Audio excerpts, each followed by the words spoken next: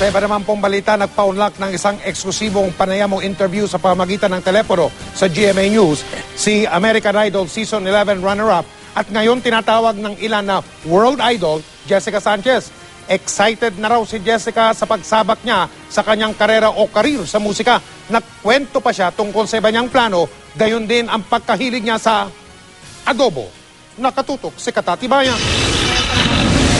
Tinanong ng GMA News si Jessica Sanchez kung anong reaksyon niya sa pagtawag sa kanya ng mga fans bilang World Idol matapos siya mabigong maging American Idol.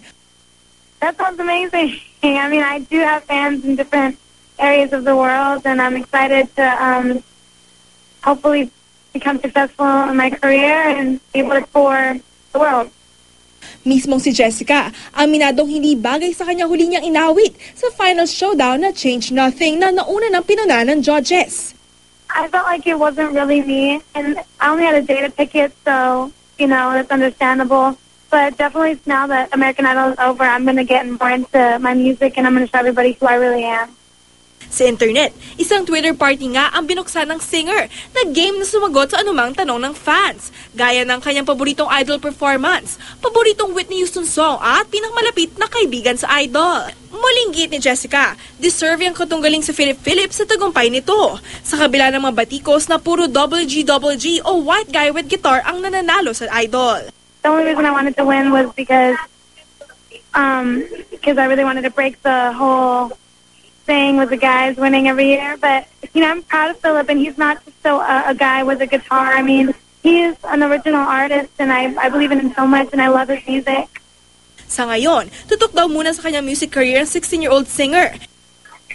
And is this a boy? No, not at the moment. I mean, I'm just really focusing on my music right now.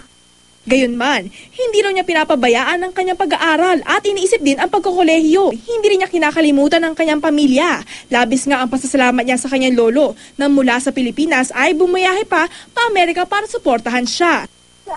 It's a big deal because my grandpa isn't really that healthy right now and can barely walk, and for him to come out here to support me, it means the world. Hindi man marunong mag-Filipino, hindi pa rin naman daw niya nakakalimutan ang kulturang Pinoy at ang mga pagkaing sariling atin na niluluto raw ng kanyang nanay. Sometimes she cooks lumpia and adobo and sinigang. Those are my favorite. Kaya excited na raw siyang makasalamuha ang Pinoy fans sa Pilipinas. Like I said, I really want to visit the Philippines soon, and I know that I have so much support there, and I want to thank everybody there so much. And hopefully they make some changes and we were able to go there. I love you, Kapuso. Katati Bayan, nakatutok 24 oras.